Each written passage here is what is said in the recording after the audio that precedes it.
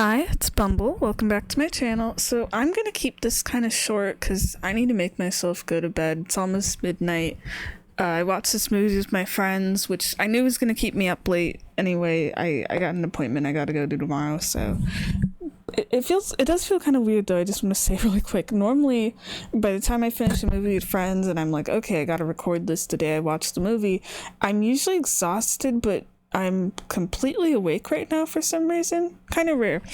Alright, so this is probably like my third or fourth time seeing this movie. I actually saw it like pretty more recently than I thought I had, which is I wasn't sure if I was going to do this review. Like, thank goodness I have a and I wanted to mention it to you guys as well.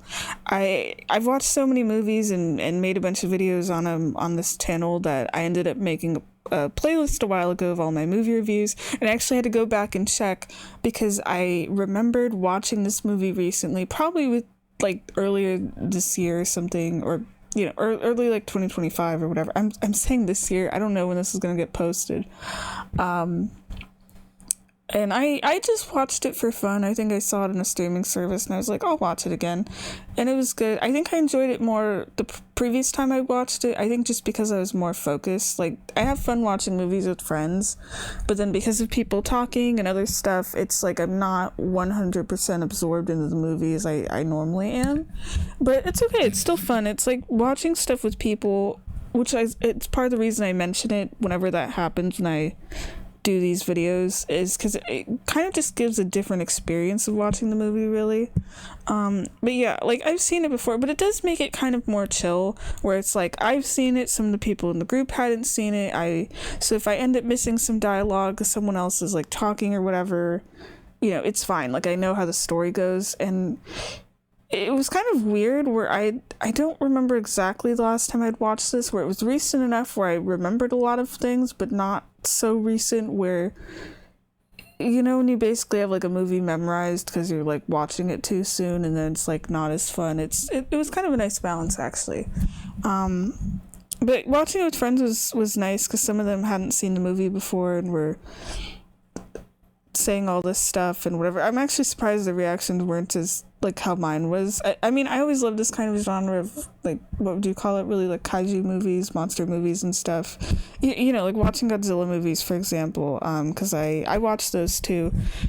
Like, I'd watched a lot of the older ones, or not a ton of them, but like when I was younger, my brother's like a really big like classic Godzilla fan and everything. And then when I was older, it was kind of funny where it's like I was seeing the American ones,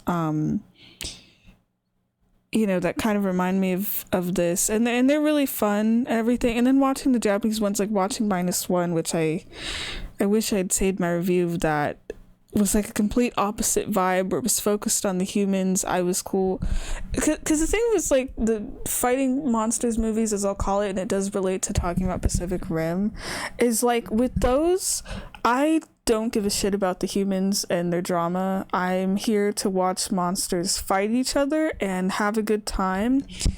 So it's like with Godzilla -1, it's like I actually cared about the humans and I wanted Godzilla to lose, and that never happens. And it was also a very kind of depressing movie. I cried in theaters, I remember that.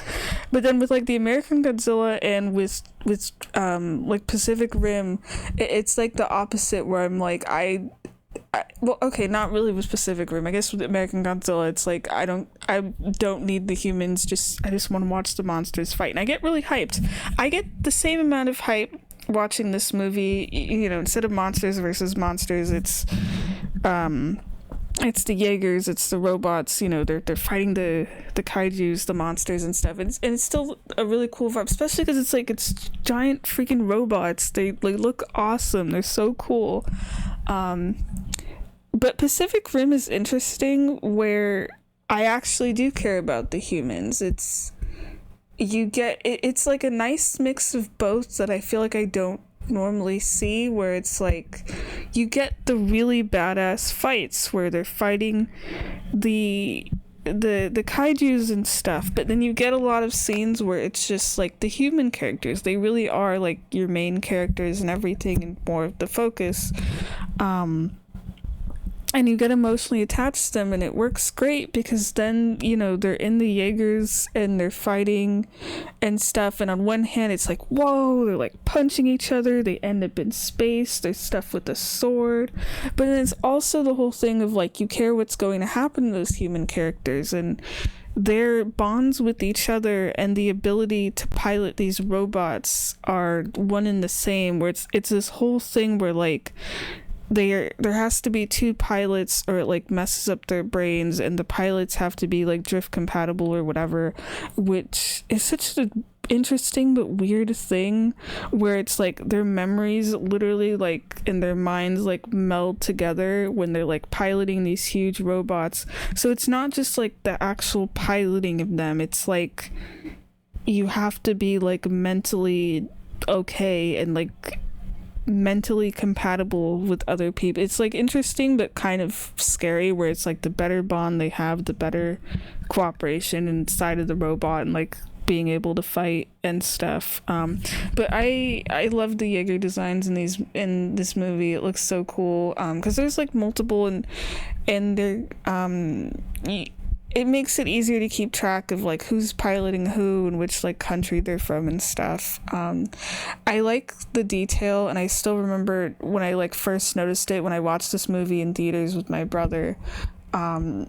They got the voice actress of GLaDOS as like the voice of the Jaeger. Not that it like talks, but more of like when there's like a system error or stuff like that. It's like computer speak basically, which it is kind of weird to hear like GLaDOS's voice saying that kind of stuff and not being like a sentient AI, you know. But I just wanted to mention that because it's like, as a Portal fan, one of my favorite things about the movie. And I still remember because I didn't know that the first time I watched the movie, like sitting in theaters, and it was by the time I had noticed, because like you hear her voice throughout the movie, but it's kind of soft because sometimes like the characters are talking or there's like a loud alarm sounds or whatever.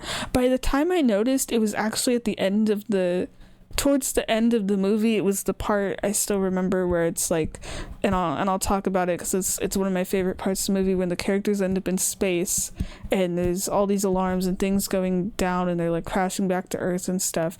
And then I finally could like very clearly hear GLaDOS's voice.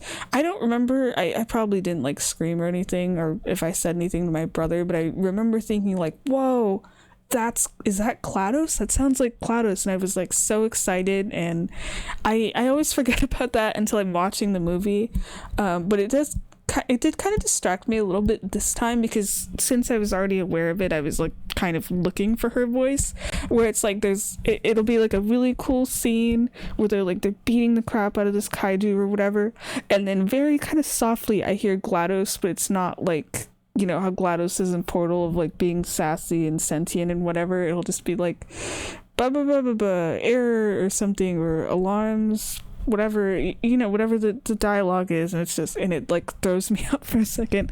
But that's always fun. But there's so many, that's what's hard for me for talking about the movie. Like, it does have a great story, and I really enjoyed the characters, and I forgot there was a sequel until my friends brought it up, where the characters, a lot of them are there, but bad things happen to them. I don't want to watch the sequel. I'm good enough with this movie. I mean, I think there's like quite a gap in between, like years, I think, between when the original and the sequel came out, so I always just kind of saw it as like a standalone movie anyway. But what's hard for me with talking about this movie is it's just so cool and so fun to watch. So I feel like I can go to a lot of scenes. Like, literally most of my notes are about like, this part's really cool and this thing was like really badass and whatever. Kind of the same way with like the newer Godzilla movies, like Godzilla versus Kong. I think I did a review of that in my old channel, and it kind of turned out the same way. Oh, I need to rewatch that actually. That was fun. Like, even the beginning of this movie is cool. Like, our main character, I think his name's like Rayleigh or something. It's this whole backstory thing where like he has this brother and they're like perfectly compatible and they've always worked together and stuff. I think the brother's like the more experienced or whatever, and then the brother literally gets ripped out of the Jaeger I knew the brother died, but I forgot how. But he's like ripped out of the Jaeger, and then the surviving character, the main character, has to like pilot the Jaeger alone, and it's like a super rare thing or whatever that's like only happened one other time, as we see later. Anyway, there's this, while this is going on, there's like, you know, this fight going on. It's in the ocean, and the whole reason they're there fighting this kaiju is because there's these like 10 people that are in this boat in this storm, and they're trying to save them. And you get to see the perspective of the people in the boat, where, you know, I'm assuming being in this tiny boat and there's like this huge storm going on, that's already scary and like dangerous enough. But then they see the kaiju like rise out of the water, they can like sort of see it, and it's just like, whoa, like it's really cool, but you know, like scary and stuff. What is kind of funny to me, and I don't know if it was supposed to be like a joke or not, because here's the thing, this movie for the most part takes itself very seriously, in like where there's parts that sort of seem like they're supposed to be funny, but like they're not, played off as like a joke. But then there's a comic relief character that I'll talk about, but then he's actually plot important, so I don't know, it's like kind of a weird balance. Anyway, there's this part I liked where there's this old guy and this kid, because this is, I think, taking place in like Alaska or something in this first part, and they have a metal detector, and they're wishing like, man, I wish I could find something really cool. And the old guy says, I wish I could find like a ship or something, and then the broken down Jaeger just lands right in front of them. There's also a lot of like mental trauma and other stuff that the characters have from going through these experiences piloting the Jaegers. They also find really interesting. Like for the main character's whole thing is like losing his brother, and he says how he was like mentally connected to his brother as he died and was like ripped out of the Jaeger. And I'm like still thinking about that. Like it's something that's said at the beginning of the movie, and I was still thinking about that by the end, even after everything that happened in the movie, because that sounds like a just horrifying experience. There's just stuff like that they like bring up. Or the main character, he ends up partnered with this woman named Mako, and then they end up working together for the rest of the movie. But like the first time they end up in the Jaeger, it goes really bad because they both have like very severe like trauma over different things. And for Mako, it's like her being probably like 6 years old. It's like this flashback we get to see of this kaiju like trying to kill her and stuff when she's like so small that it like completely like messes her up in that moment and everything. But I wanted to mention about that because I mentioned about like actually caring about the humans in this movie, and it there's a lot of like like it's a very cool movie, but there's like a lot of emotional stuff like that really makes you invested in these characters and the story of them like trying to like defeat the kaijus and stuff. And I thought that was also really good too. This movie has a lot of heart. I especially like Idris Elba's character. I don't remember what his name is, but he's like the captain guy who's like in charge of everything. He's like very professional and like a little bit uptight, but he's not like cold or anything. Like he's Mako's adopted dad and stuff. Like he's the one that like rescued her as a child, as we see in the I actually really liked how her whole like flashback and when it's like fully kind of revealed throughout the story happens. I thought that was really well done. But he's a cool character. I think it was like the first movie I'd ever seen him in as well, so that's kind of like even now like the role I always associate him with. But he does a great job in this movie. I mean, all the actors do. It's funny because like I think he's still, besides Charlie Day, like one of the only actors I like actually recognize in this movie. Oh yeah, Charlie Day's character, I actually forgot about him until I was watching the movie. He's, I guess, the closest this has to like a comic relief character. He's this like nerd scientist that's like obsessed with kaijus, where he like studies them and stuff. It's in like a scientific way, but he's also just like a really big fan of them, where he has like all these tattoos of them and stuff. And it's kind of it's like supposed to be funny, and it makes sense, but it's also kind of weird where it's like there's this part when he's like first introduced and he's telling the characters, like showing them the tattoos and saying, this one's so cool, I wish I could see it in person. And then the main character, who is like a pilot that fights these things like firsthand and everything, is just like, no, you do not want to see these things in person and stuff. And Charlie Day's character, I think his name's Newt, goes through this whole, I guess you can call it like the B plot of the movie, where he ends up merging part of his brain with like a kaiju, or not merging, but like the drift compatible thing, where he's able to see their plans. And he has this whole thing in the movie where he's like going to this black market situation of people like selling kaiju parts. He's trying to get his hands on a kaiju brain. And I like his dynamic because his character is very kind of just all over the place and frantic, and he's partnered with this other scientist guy. I don't remember what he studies. It's probably also kaijus, who's like this British dude that's kind of a bit socially awkward and very also kind of like uptight and stuff, but they're like coworkers, but then sort of friends, and they end up working together.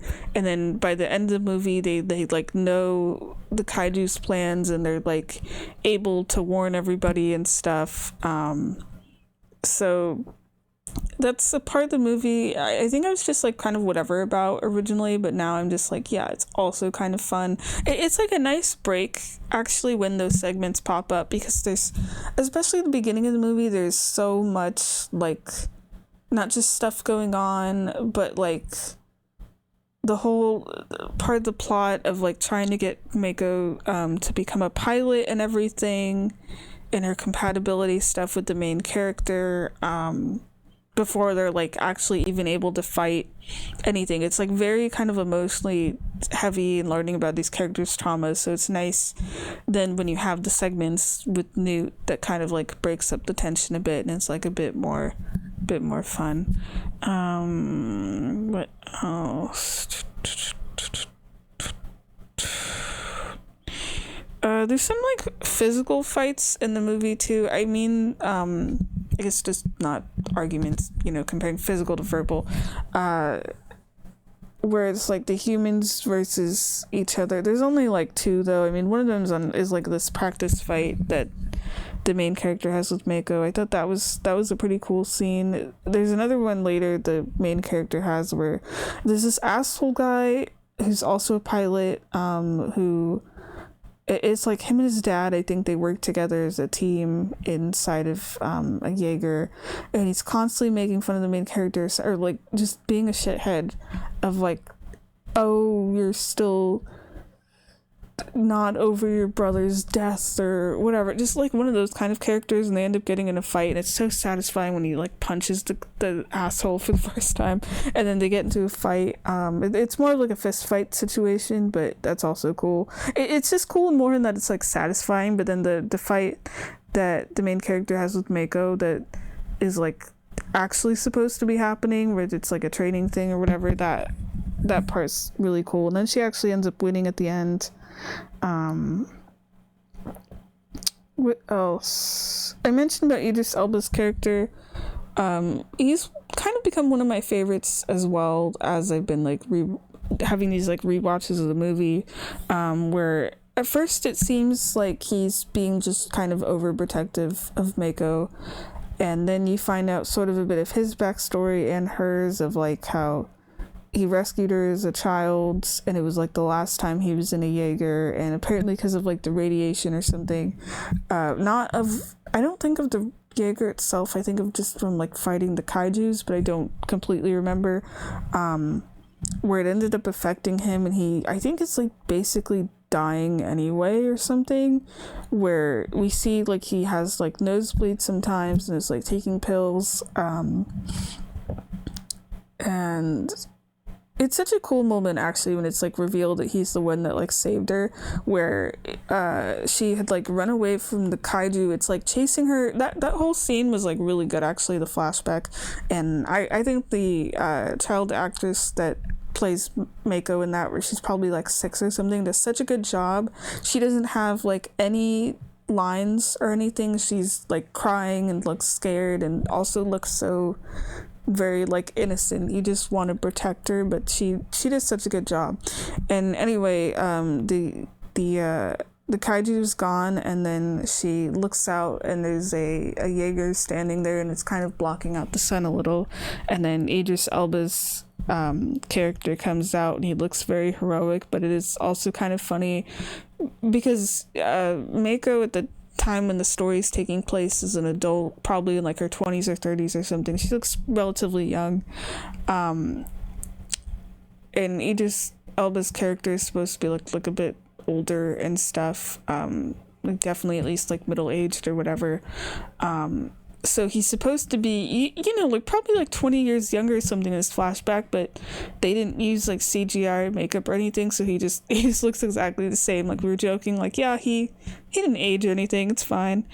I do like the part when he finally kind of gives Mako the sign of like that he's fine with her like being a pilot and stuff. He gives her this little red shoe that he has wrapped up, and at that point you don't know the significance of the shoe or anything with like her backstory, but then eventually you get to see it, and it was that like as a child she had lost her shoe, and then it means that like Idris Elba's character had kept that shoe like this entire time and everything. It's like really sweet. It's like you can tell it's probably supposed to be something sweet like when you first watch and hadn't gotten the context, but then once you get the context and like rewatch it again, it becomes like a bit nicer. What else?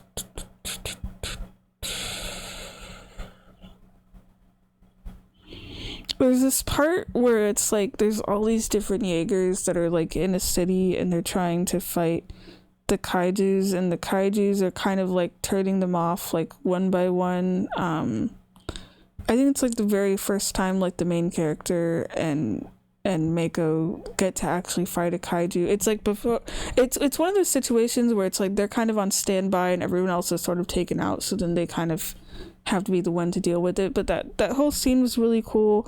There's this part where when the kaijus fires this like blue energy blast that reminded me of like the Godzilla charging up energy beam thing, and the blast ends up like shutting off all the power in the city or something, as well as basically like turning off the Jaeger. It was really cool. And then when they go to fight the kaiju, it's like this pterodactyl looking thing, and it was kind of a funny moment because I forgot that it could fly, and there were people in the group who hadn't watched the movie yet, so of course they didn't know that it could fly. So then it opens its wings where it kind of looks like a pterodactyl, and everyone was like, it can fly. And then it takes the main character's Jaeger, and it gets crazy. I still remember it was like probably my favorite part of the whole movie when I originally watched. It's still always so cool.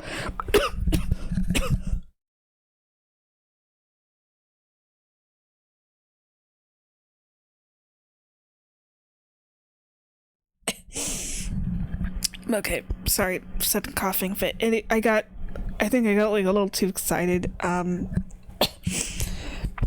Okay, I'm good. It grabs them, and it sorry.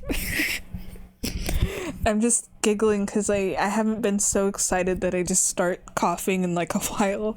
I'm like thinking back to seeing the movie too, but anyway, it lifts them up, and it lifts them so high. It takes them to freaking outer space, and then they kill it, and it drops, and then they have to fall back to Earth. And it's such like a tense moment as they're like falling and everything, and they end up being fine, but really cool. Anyway, the kaiju falls back down, and it like quote unquote dies.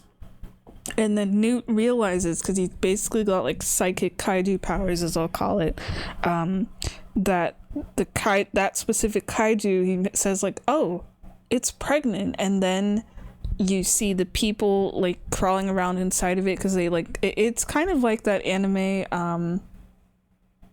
what is it called, Kaiju number 6 or something, where they take apart the kaijus like for parts and sell them as like a whole thing. It's like that in this movie too. But they you see people inside of it and you see something kind of moving around or whatever, and then the baby bursts out. It's not actually as gross as you think it would be. It does get a little scary though, because the baby crawls out of like the dead kaiju, and then as it does, it's like crawling towards Newt, but then it dies, and then you see that it has its umbilical cord and it got like strangled by it. And then it gets even weirder where, okay, there's this guy that Newt has to interact with throughout the movie, who's the guy in charge of, like, the black market of selling the kaiju parts. I don't remember what his name is. He's just this asshole that wears sunglasses indoors and has, like, gold-tipped shoes or whatever. And I remember it being a funny scene. Unfortunately, I don't remember the dialogue of what this character says, because my friends were kind of talking over that part, and I forgot about asking to put the subtitles on yet. Anyway, the guy says something, and then the baby suddenly kind of comes back to life for a second. I guess it wasn't fully dead, and then it freaking eats him. And I remember when I first watched it, I was so stunned. I was like startled, because you thought it was like dead or whatever, but it was also kind of funny. And it's a little bit of like a, yeah, that jerk got what he deserved kind of a moment. Yeah, let me see what else. I'm realizing also most of my notes are about Newt, and I didn't realize it as I was writing. I don't know. He ends up teaming up with that British guy. I had mentioned the one that's like the other scientist, and it's kind of funny at that point where the British guy is like, you know how the pilots, they have to be drift compatible to pilot the Jaegers. We should do that for trying to get inside the mind of the kaijus. Like, they end up deciding to do it together, and it's like a friendship moment and stuff. And there's this part of it that's kind of funny to me where Newt's trying to give him a fist bump, and the guy is so awkward and professional he can't really properly return it, where he keeps trying to give him a handshake, and he ends up just kind of slapping his hand. It's like a short little bit, but it was kind of funny. And then Idris Elba's character ends up sacrificing himself, and his Jaeger blows up, and he has to say goodbye to Mako. But they're not like in person, they're like in different Jaegers. That part's always sad. But before that happens, he gives this little very short like pep speech, and I was telling my friends, and they agreed with me, that it kind of sounds like the one given by the president in the original Independence Day, which I feel like I also did a review of, but I can't remember. I think it was like right before my other channel got deleted, because I rewatched that movie for the 4th of July. That's also another really good one. And then during the final fight, before, because their whole thing is like they have to blow up the breach, and the only one that's able to do it is Gypsy, which I think is the name of the main character's Jaeger, because it's like made out of nuclear power. It's basically a walking bomb. And there's this one specific kaiju that keeps kind of getting in their way, that ends up being kind of like their final boss fight, I guess. And anyway, at some point during the fight, there's a sword. Apparently the Jaeger's like arm or whatever, it can turn into a freaking sword, and that reveal and then fighting with the sword is always just so freaking cool. Of just the idea of like a giant mech with the sword, and you're fighting this big monster. It's just so freaking cool. And they end up winning, and they end up blowing it up, and I think it ends up destroying their Jaeger. And the last lines that GLaDOS in this has is counting down before it explodes. And I remember I just said, "Bye, GLaDOS," because then she isn't in this anymore. And then it explodes, and then Rayleigh and Mako, they end up in like the ocean. And I'm glad they don't like kiss or anything. Like, it doesn't turn into anything romantic. Like, they have a very strong bond. It's just more platonically, and you know, the whole thing of like their minds being merged and everything, with like trying to pilot the Jaeger and stuff. Instead, they do this other thing where it's like they just kind of like bonk foreheads like they do in movies sometimes. Though I have kind of re-seen that as like a romantic gesture. I don't think it is here, but I've always kind of, or not always, I've kind of, I think recently seen that more as like a gesture of like a bond, deeper, like representing a deep bond in a way that's like stronger than like a kiss would be, rather than if a kiss is like romantic or not. I don't know. I think ever since watching Pride and Prejudice for the second time, where there's like a scene where they do that, and it's just something I've started to like pay attention to, and they do in like other movies, like in this one. I don't know, it just feels like a stronger gesture, but it like worked and stuff for that moment, and that's pretty much the whole movie. And I'm gonna pretend the sequel doesn't exist. I literally told my friends, I said, if you guys for some reason decide to watch the sequel, which they refer to as we'll torture ourselves to watch the sequel if it comes to that, I said, like, count me out for that. I'm good. I'm gonna continue to live in a world where this is a standalone movie. And this movie, and it's fine for me, not just because I didn't like the sequel that I can't even remember anything of, but this movie's so cool, and I don't feel like it really ends on any loose ends for me. Like, I think there is something that happens in the after credits related to like Newt, but I don't really remember. But this movie's just so cool, and you know, so good on its own that I'm fine viewing it as a standalone movie. I always forget it's like a Guillermo del Toro movie thing. That's actually the reason we ended up watching it, because we're watching some of those, and then tomorrow we're gonna watch The Shape of Water, and I'm really excited for that and excited to make a review of that. I'm probably not gonna take notes because I'm gonna be so focused on the movie. Because before watching the 2025 Frankenstein, The Shape of Water was actually my favorite Guillermo del Toro movie, so I'm looking forward to that. I was actually the one in the group that picked it out. I was like, hey, I want to rewatch this. If we're watching Guillermo del Toro movies and you guys haven't seen it, let's watch The Shape of Water. So yeah, but I need to go to bed. But yeah, that's Pacific Rim. Very cool. I'm down to keep watching more movies where they fight giant monsters, whether it's monsters fighting monsters or big mechs. And it's almost kind of like watching Evangelion, but like less depressing. I don't know. All right, bye.